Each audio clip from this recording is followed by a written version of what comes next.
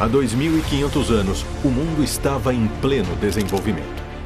Vivia-se o apogeu das civilizações clássicas, avanços na ciência e disputas por domínio em diversas regiões. A queda da Babilônia, o começo do enorme Império Persa, o fim da monarquia e início da República Romana. Mas a história tem uma tradição de mostrar que a prosperidade antecede a ruína, e de lá para cá quase tudo desapareceu. Uma ideia resistiu aos efeitos do tempo. Usando tiras de bambu, o general Sun Tzu escreve A Arte da Guerra. Livro de mandamentos e estratégias de combate que sugere táticas mais refinadas e cobre todos os aspectos de uma batalha. Uma espécie de manual, é uma espécie de guia de ensinamentos que, conforme a nossa maturidade, conforme nós vamos crescendo ao longo da carreira, nós vamos entendendo ele de outras formas. Contemporâneo de Buda e Confúcio, Sun Tzu preenche o livro com lições que transcendem a guerra e revelam uma filosofia muito mais profunda. O livro, A Arte da Guerra, ele é um livro de interiorização, ele é um livro de construção íntima, pessoal. Para além de cenários concretos, há também tropas e adversários, bem como um general dentro de cada um de nós. Por isso se mantém tão atual e relevante milênios depois de sua aparição. Mais que isso, é o livro de cabeceira de executivos e líderes ao redor do mundo como um verdadeiro guia da máxima performance. Chefe ou subordinado, o líder nasce de um estado mental e ganha o mundo quando a atitude interior passa a se projetar no comportamento exterior. É essa postura que fará com que o líder se destaque entre os demais em qualquer área da vida. Se em algum momento o mundo não foi gentil com você, se seu adversário muitas vezes é sua própria cabeça, agora é o momento de pôr um fim nas desculpas e aceitar que só você é responsável por você e pela sua vida. O custo de tudo é o esforço. A recompensa é a resiliência e só depende de você. Podemos separar os ensinamentos em 3 As. Antecipação, preparação e planejamento são a base de todo plano bem-sucedido. Quem são seus adversários? Quem é o inimigo? Quais as condições da sua tropa? Quais são os graus de limitação? Você vai identificar, aí usando como exemplo o livro, né, o seu campo de batalha, os seus adversários, tudo nesse micro-universo que existe dentro do ser humano. Esse é um exercício muito bom você confessar, porque quando você confessar, primeira coisa, você vai ver que você já não é tão bom quanto você achava que era. Esse é o primeiro ponto. O segundo ponto, você vai reconhecer também que você não é também tão diferente quanto aquilo que você julga. E automaticamente isso vai gerar um processo de humildade em você. E você vai conseguir perceber que você não está na condição de julgar ninguém.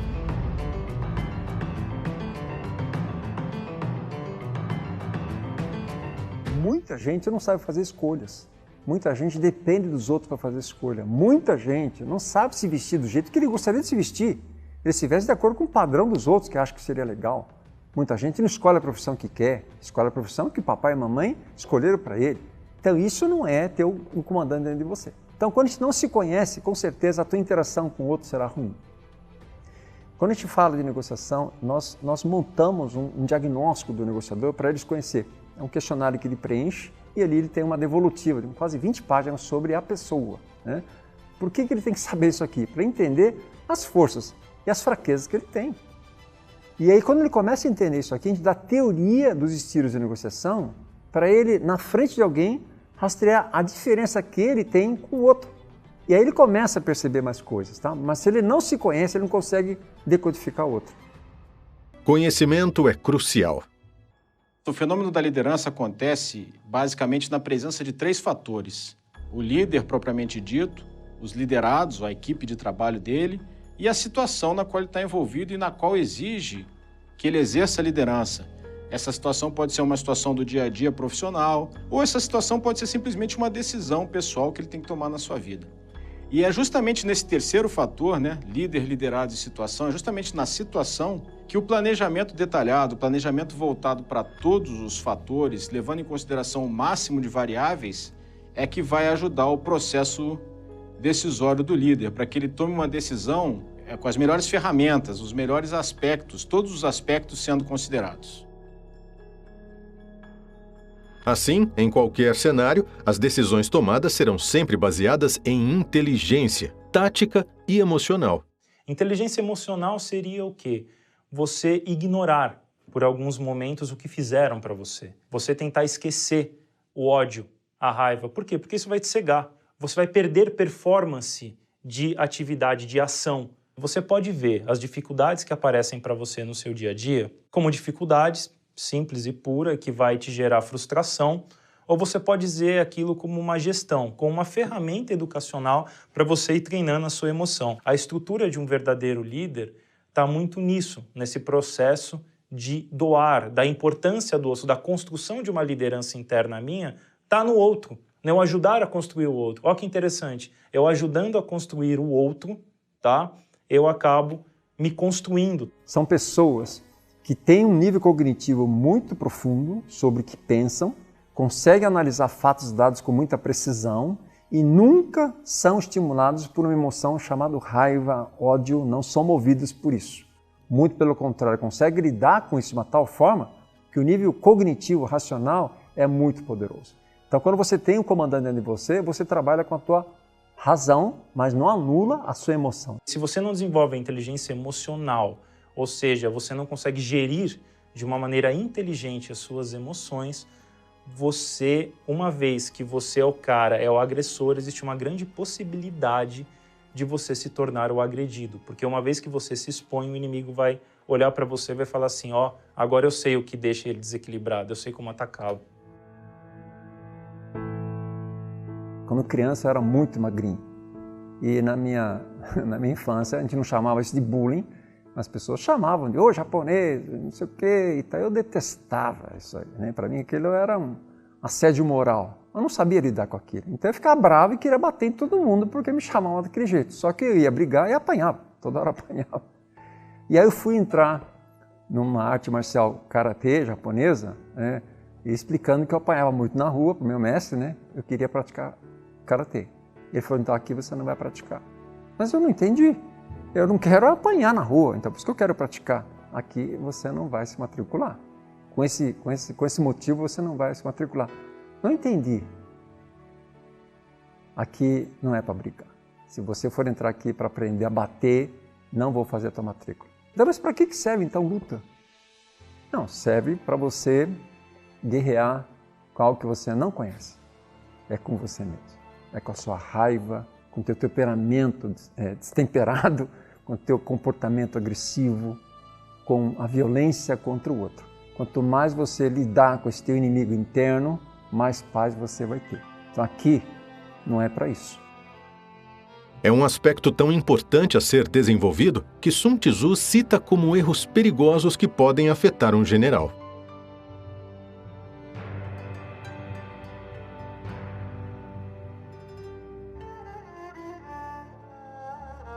Parece que quem pratica arte marcial é aquele briguento, aquele cara que vai arrebentar a cara dos outros. Muito pelo contrário.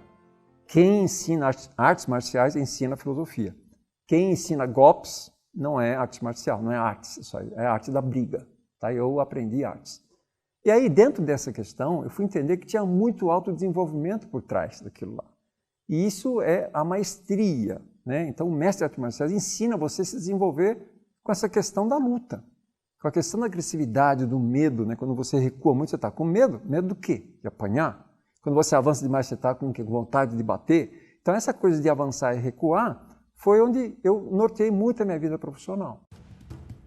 Por isso é tão importante conhecer seus pontos fortes e fracos. O planejamento que deriva dessa clareza ajuda a solucionar interferências que te fragilizam e elevar o potencial de desempenho de toda a performance.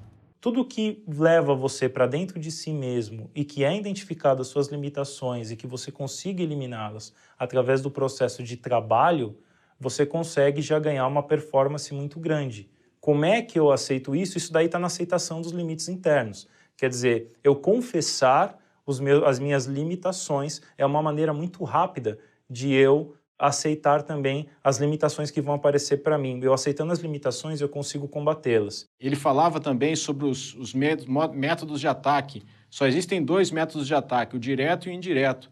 Mas com esses 2 métodos eu posso fazer infinitas manobras, eu posso chegar a infinitas soluções táticas, encontrar novas soluções para antigas ferramentas. Então, se eu tenho uma dificuldade, se eu sei que eu vou enfrentar essa dificuldade daqui a um dia, daqui a uma semana, daqui a um mês, cabe então a esse general de si mesmo se preparar para essa dificuldade, fazer um detalhado estudo de todos os fatores que envolvem essa dificuldade, para que tenha lá, quando essa dificuldade chegar lá na frente, as melhores ferramentas para enfrentá-la. Um dos grandes atletas do mundo que correm 100 metros, tá certo? Demora 10 segundos para fazer uma operação dessa, Usain Bolt, por exemplo, ele se prepara 4 anos.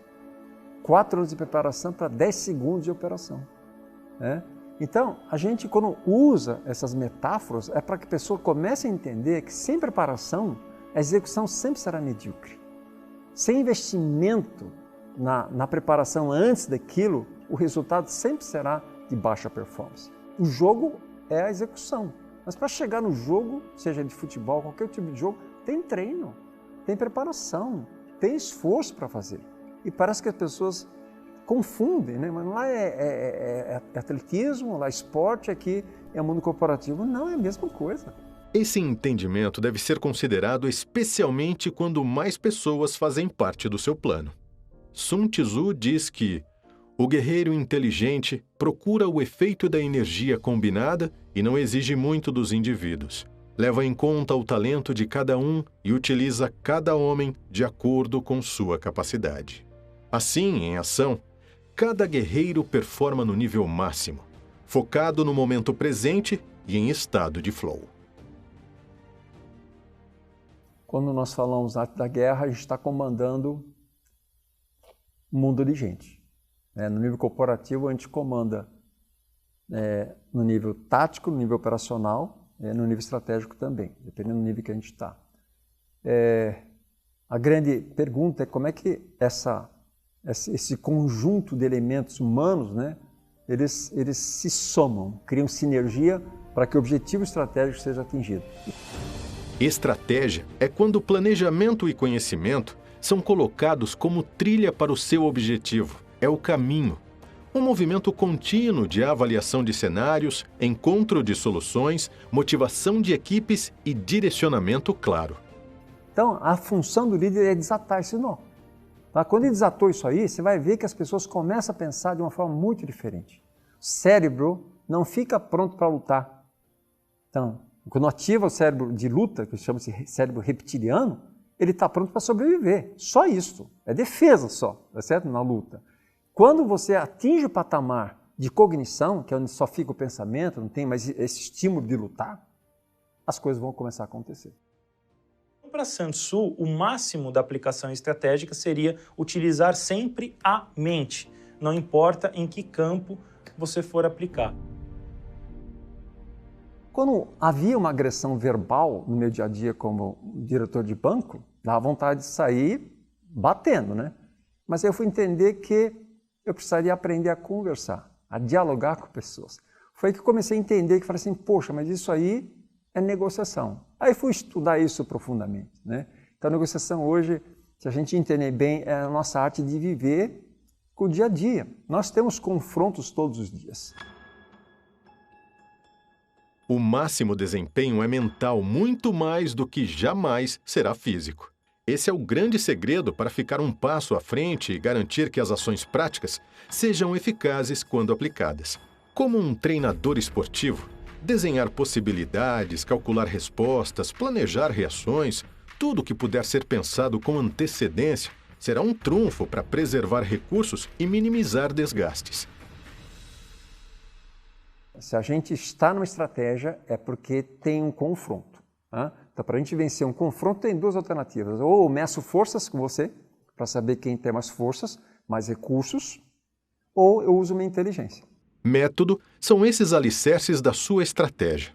Cuidado apenas para não confundir desgastes com dor. Ao crescer, o desafio seguinte busca ser maior que o anterior. E entre uma montanha e outra, existe sempre um vale. Nos bastidores que precedem a próxima grande performance está a dor, tanto da mudança quanto dos sacrifícios que sombreiam cada escolha que fazemos. Você tem que desbloquear, você tem que simplesmente sanar os seus medos internos, o que ele chama no livro também de perdas. Será que eu vou aceitar perder um amigo para chegar até a vitória? Do que você vai abrir mão? A tomada de decisão também é uma habilidade estratégica valiosa. A partir de todas as informações acumuladas até aqui, torna-se mais fácil desenvolver decisões assertivas firmadas em fatos concretos e probabilidades tangíveis, e não pelo mero fascínio pela ideia. Mas desistir não é ruim? Quando acontece, antes mesmo de tentar, porque a análise objetiva já provou que não será possível, desistir é inteligente. Um grande lutador aceita uma derrota, mas ele não aceita o fracasso, né? Então, quando a gente entende a derrota, a gente começa a olhar mais motivos para não ser mais derrotado, né? Porque se a gente fizer a ligação da derrota com o fracasso, a gente não vai olhar nada de bom. Isso é a arte de viver também. A gente começa a perceber que em todo momento de perda, a gente pode mudar o significado para aprendizado. Então, as pessoas que estão prontas para olhar isto, estão prontas para fazer mudanças na vida. As pessoas que não estão prontas para isso, vão ficar reclamando da vida por muito tempo. Por quê? Porque eu. Então, a gente entra no processo de vitimização. E aí, você não consegue gerar solução. Toda vez que você entende a essência de um sentimento e você a compreende e a vivencia, quer dizer, a gente está falando de conhecimento empírico, você tem uma tendência a aceitá-lo e a eliminá-lo.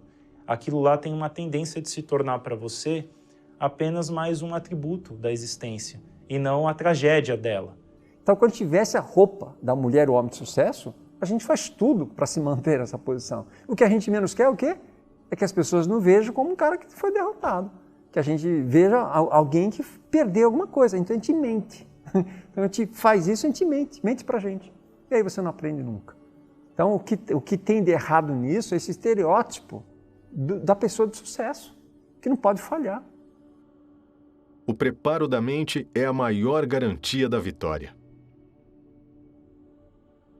Adaptação.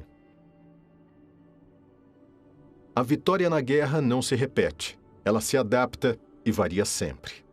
A adaptação é talvez o instrumento mais poderoso citado por Sun Tzu. O campo de batalha nunca é o mesmo. Cada pessoa é única. Cada cenário, inédito.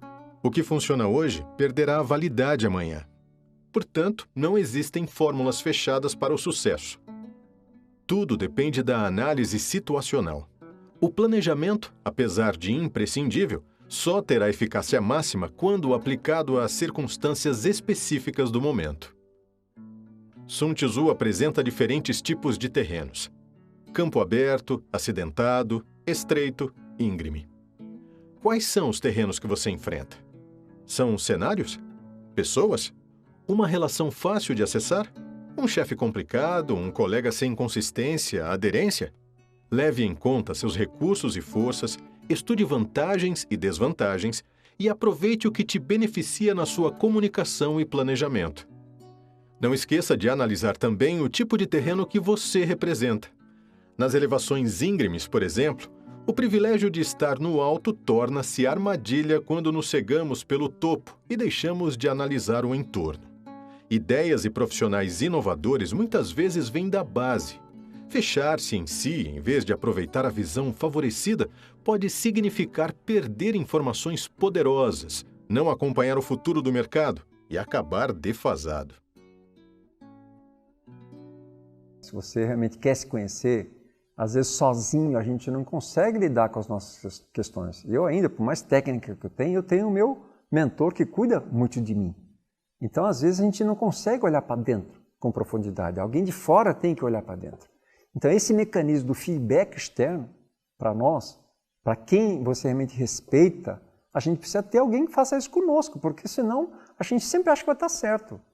A gente estuda bastante, a gente tem um nível racional legal. Quando a gente vai agir, às vezes tem falhas na nossa ação. Tá? Então a gente precisa do quê? De mecanismo de feedback, de retroalimentação, para que a gente fique sempre melhor. Antecipar surpresas de quaisquer lados e chegar pronto para a batalha é uma grande prerrogativa do planejamento. O líder ele tem que se antecipar aos problemas, chegar antes no campo de batalha, entender o que vai acontecer primeiro, para poder manter a sua equipe informada e preparar a sua equipe para aquela adversidade que ela vai enfrentar. Justamente, se eu tenho um competidor, o competidor não pode saber com antecedência o que eu vou fazer. Eu tenho que surpreender o mercado, surpreender o competidor e me antecipar o tempo todo. Considera-se que a pessoa estratégica é propositiva, enquanto os outros são reativos. Se elas estão reagindo é porque elas foram surpreendidas. E é justamente isso que Sun Tzu não quer que aconteça. O Sun Tzu quer impor a surpresa ao inimigo, ele não pode ser surpreendido. E uma pessoa reativa, uma pessoa que só trabalha depois que as coisas acontecem para tentar consertar aquilo, ou para tentar botar aquilo na direção correta, elas falharam no planejamento, elas não se anteciparam. Outro ponto em que se vê nítida distinção entre pessoas propositivas e reativas é na identificação de oportunidades por trás das situações da vida. Quando o mundo desaba, você cai junto ou examina como começar a reerguê-lo? Não podemos ser reféns emocionais das circunstâncias. Sun Tzu admite a adaptação, Sun Tzu admite que o combatente tenha que ter outras ferramentas para sair do caos e encontrar uma oportunidade para chegar até a vitória, utilizando seus conhecimentos, utilizando as suas técnicas, as suas táticas, os seus procedimentos de combate da melhor forma possível. Aonde que ele vai procurar a solução para o seu problema? É justamente no seu conhecimento profissional, é justamente na sua experiência anterior, é nos seus atributos de liderança.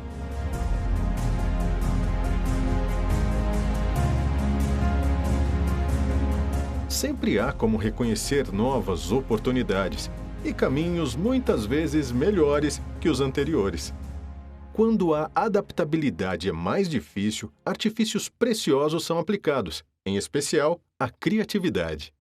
É você também utilizar, às vezes até da própria situação, em seu favor. Aquilo é um problema. Não, faça aquele problema ser uma ferramenta para a sua própria criação. Uma vez que você desenvolveu um pensamento criativo de alto impacto, você vai fazer ele trabalhar e não você mais trabalhar, porque ele não vai conseguir ler a sua ação. Podemos entender, então, a avaliação como a etapa de reunir o máximo de informações a fim de construir um planejamento detalhado e organizar as melhores estratégias para alcançar um objetivo.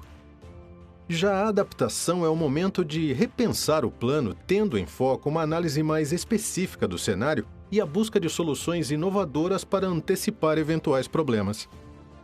É o encontro do pensamento crítico e criativo. Essa intersecção é onde a performance acontece. O último passo é a ação. Já deve ter ficado claro que nem tudo se resume a atacar. Eu sempre digo assim, um negociador estratégico é aquele que menos negocia. O negociador estratégico é aquele que obtém tanta informação da outra parte, mas tanta informação, que quando ele vai falar ou quando ele vai propor, não surgem objeções. Não surgem resistências. Então isso é a arte de negociar sem negociar. É a arte de ir para um confronto sem medir forças com ninguém. Para Sun Tzu, um ponto crucial da vitória é saber quando lutar e quando não lutar. A batalha pode ser freada ainda no campo dos planos através da negociação. A gente vai focar necessidades profundas do outro lado. Necessidades que às vezes não surgem na mesa. Então, o negociador estratégico, quando vai negociar sem negociar, é porque ele sabe mais do que o outro. Ele sabe mais do interesse da outra parte do que ele próprio. E quando vem a proposta, a pessoa fica até assustada, porque ele surpreende, às vezes, o que ele vem fazer na mesa de negociação.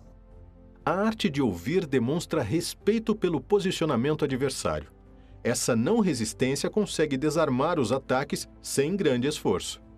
A gente está tão estressado com tudo, A gente está no limite da paciência, que ouvir é o que a gente menos faz. Quando a gente está na luta, a gente precisa ouvir com os olhos, ver movimento do lutador.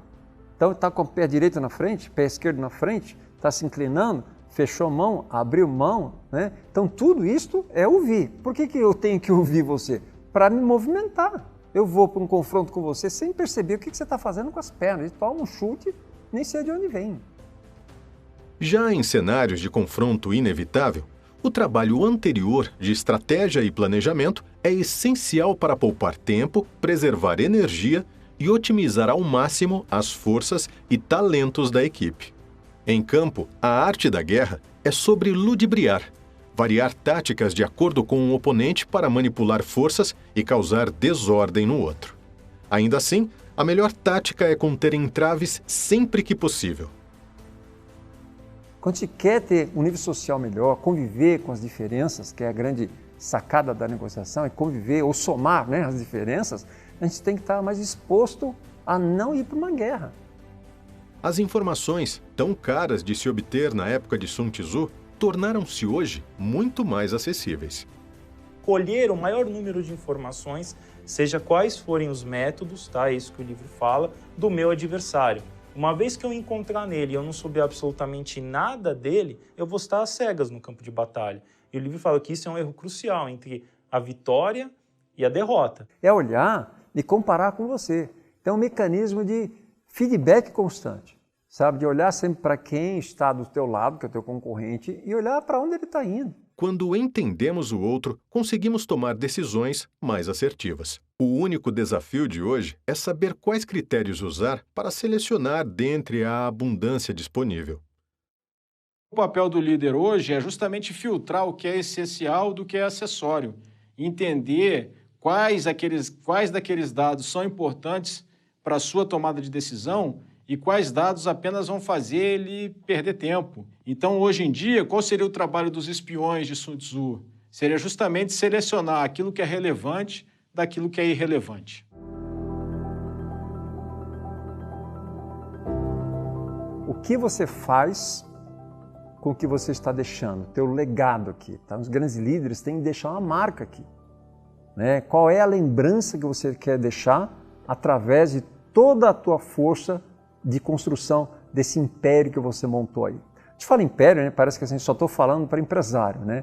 Mas a gente pode ter um grande império na nossa família. A gente pode deixar um grande legado de ensinamento para os nossos netos, bisnetos que estão aqui. Quando eu entendo qual é o meu dom, a minha natureza, né? Onde está exatamente a minha essência como ser humano, minha missão de vida, eu vou fazer com que isso seja exercido em campo, seguindo exatamente os princípios da vida que eu escolhi viver. Então, quando as pessoas simplesmente tiverem isto para viver, a gente vai se respeitar mais, vai ser um mundo melhor, onde os talentos vão vir de uma forma muito natural, sem pré-julgamento de forma nenhuma.